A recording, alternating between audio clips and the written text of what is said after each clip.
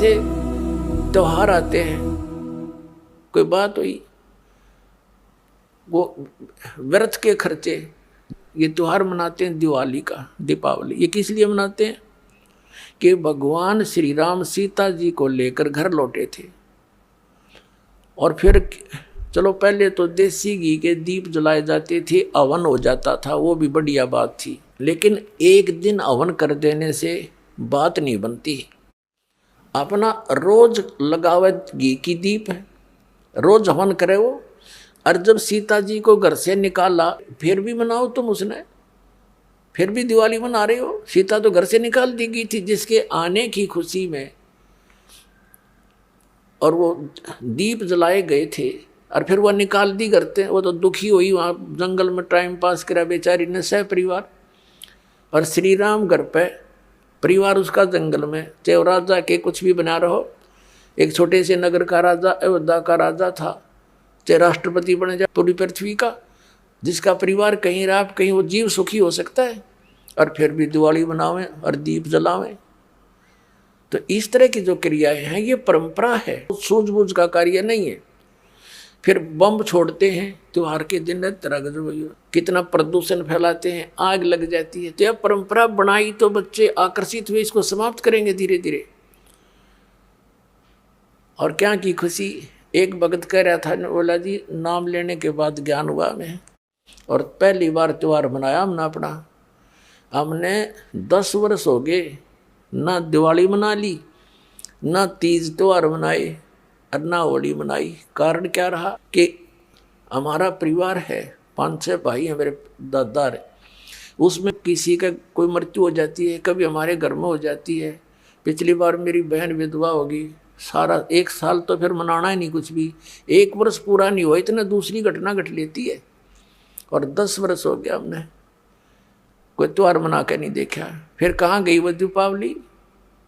और परमात्मा कहते हैं इसे गंदे लोक में, जैसे नानक साहब जी से कहा था कि आप यहाँ खुशी नजर नहीं आते, मायूस बने रहते हो। तब नानक साहब जी ने कहा था, ना जाने काल की कर डारे, किसी भी ढल जा पास आवे, अर्जी नाते सरते मौत खुड़क दी, उन्होंने के डांस आवे। एक समय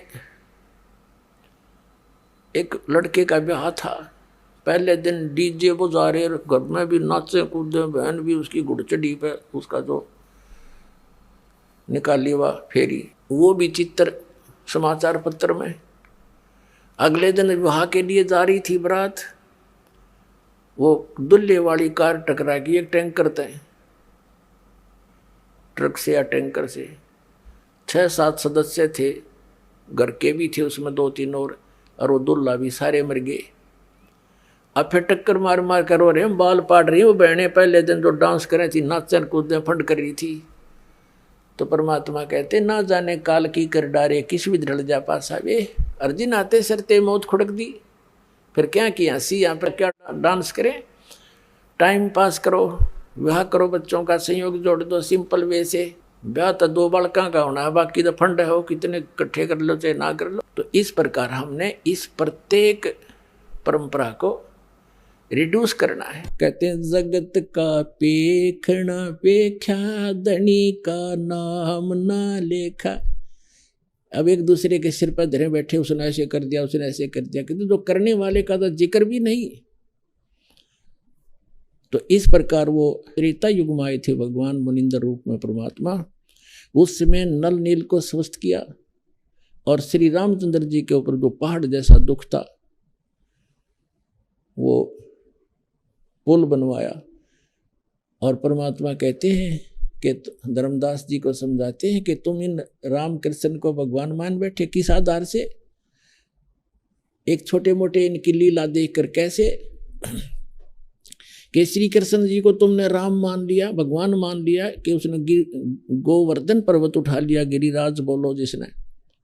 और आपके पुराण बताते हैं, आप खुद कथा सुनते और सुनाते हो कि शेष नाग सारी सृष्टि न ठारा, जिसको ऊपर पृथ्वी भी सारे ये लोग ग्रह भी प्रह भी। तो एक पहाड़ के ठाणते भगवान मान लिया, तो शेष नाग क्यों नहीं माना तुमने परमात्मा? और फिर आप ये भी कथा सुनते हो श्री राम के उसमें कि द्रोणागिरी उठा कर ले आए भगवान श्री, ये हनुमान जी द्रोणागिरी उठा ले आए, तो इनमें भगवान हनुमान भगवान क्यों नहीं? क्या बताते हैं कि गोवर्धन श्री कृष्ण धारो और द्रोणगिरी हनुमंते, शेष नाग सब सृष्टि उठारा, इनमें कौन भगवंते। फिर क्या बताते हैं, कहते हैं समुद्र पाट लंका गयो, वो सीता को भरता रे, और अगस्त ऋषि ने ये सातों पी लिए, इनमें कौन करता रे। एक अगस्त ऋषि वे हैं जिनमें ऐसी सिद्धि थी कि उन्होंने एक घूंट में सातों समुद्रों को पी लिया था, खत्म खाली कर दिया था इसको। फिर प्रार्थना करी तो वापस उसको छोड़ा था। तो परमात्मा कहते हैं तुम मानते हो कि श्री रामचंद्र जी ने समुद्र पर पुल बना लिया इसलिए भगवान मान लिया। कहते अगस्त ऋषि ने सातों पी लिए थे, वो क्यों ना भगवान माना। फिर कहते काटे बंधन विपत में, कठिन कियो संग्राम, चिन्हो रे नर प्राणिया, ये गरुड़ बड़ो के राम। ओए होए, कहते तुम्हारा भगवान श्री रामचंद्र जिसको तुम भगवान मानते हो, वो तो नागफास में आ गए थे सारी सेना सब समेत, और गरुड़ ने आकर तुम्हारे भगवान का बंधन काटा था श्री राम का। तो गरुड़ बड़ा हुआ, तुम्हारा श्री राम बड़ा हुआ, कुछ तो बुद्धि तो काम ले लो। भजन करो उस रब को जो दाता है कुल सबका, भजन करो उस रब को जो दाता है कुल सबका।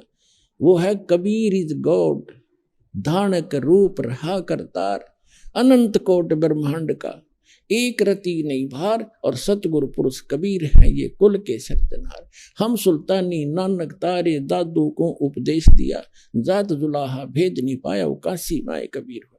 बोलो सतगुरुदेव।